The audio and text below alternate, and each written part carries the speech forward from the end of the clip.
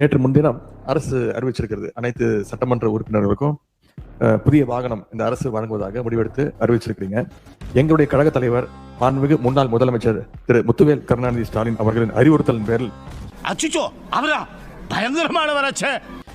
திராவிட முன்னேற்ற கழகத்தைச் சேர்ந்த 59 சட்டமன்ற உறுப்பினர்கள் இவ்வாகனங்களை பெறுவதில்லை என்று முடிவெடுத்துள்ளோம்.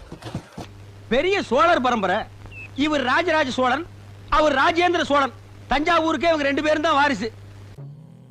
புதிதாக தேர்ந்தெடுக்கக்கூடிய மக்கள் மட்டுமல்ல, இதே சட்டமன்றத்தில் ஏழ்மையா இருக்கக்கூடிய சட்டமன்ற உறுப்பினர்களும் இருக்கிறாங்க. அதுல முக்கியமாக விடுதலை சிறுத்தைகள் கட்சியுடைய சட்டமன்ற உறுப்பினர் அங்கிருந்து வரும்போது பஸ்ல தான் வந்துட்டு போறாரு.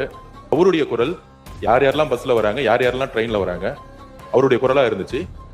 அப்ப முதலமைச்சர் அனௌன்ஸ் பண்ணும் பொழுது பொதுவா அவையை பொறுத்த வரைக்கும் எல்லோரும் சமம்னு நினைக்கக்கூடிய ஒரு முதலமைச்சர், அதுதான் ஒரு புரோட்டோகால். அப்ப எங்க பொதுச்செயலாளர்கிட்ட கார் இருக்கு, என்கிட்ட கார் இருக்கு, இங்க இருக்கக்கூடிய எல்லாருக்கும் கார் இருக்கு, நாங்க போய் சட்டமன்ற உறுப்பினர் கார் வரும்னு கேட்க போறது இல்லை. இது ஒரு அடிப்படையா இருக்கவங்களுக்கு புரிதல் இருக்கும். அரசியலா நினைச்சாதான் இது அரசியல்.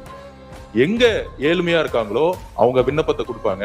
இது சட்டமன்ற உறுப்பினர்களுடைய ஒரு உரிமையா மாற்றப்பட்டு தமிழக வெற்றி கழகத்துல யார் யாருக்கெல்லாம் கார் இருக்காங்களோ நாங்க யாருமே கார் கேட்க போறது இல்லை. இதுதான் எங்களோட நிலைப்பாடும்.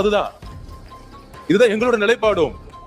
எங்க கிட்ட 2-3 கார் இருக்கு, நாங்க போய் சட்டமன்ற உறுப்பினர் கார் கேட்க போறது இல்ல. நம்ம மன்னார்குடி எம்எல்ஏ சொன்னாரு, என்கிட்ட 4 கார் இருக்கு, ஆனா என்னுடைய தனிப்பட்ட கார்ல போகும்போது அரசு அதிகாரிகள் முன்பு அரசு கார்ல போனா நான் ஒரு மரியாதை இருக்கு. இப்ப மாண்புமிகு எதிர்க்கட்சி தலைவர்கிட்ட 2-3 வீடு இருக்கு, ஆனா அரசு பங்களால இருக்கிறாருல. அவர் லெட்டர் என்கிட்ட தான் கொடுத்தாரு, பொதுப்பணித்துறை அமைச்சரா என்கிட்ட தான் கொடுத்தாரு.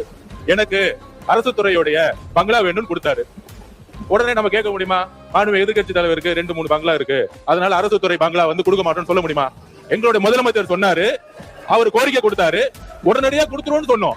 இது உடனே இல்ல இங்க இருக்கவங்க எல்லாருக்கும், அதாவது இங்க இருக்க எல்லாருக்கும் பங்களா கொடுக்கலாமான்னு கிடையாது.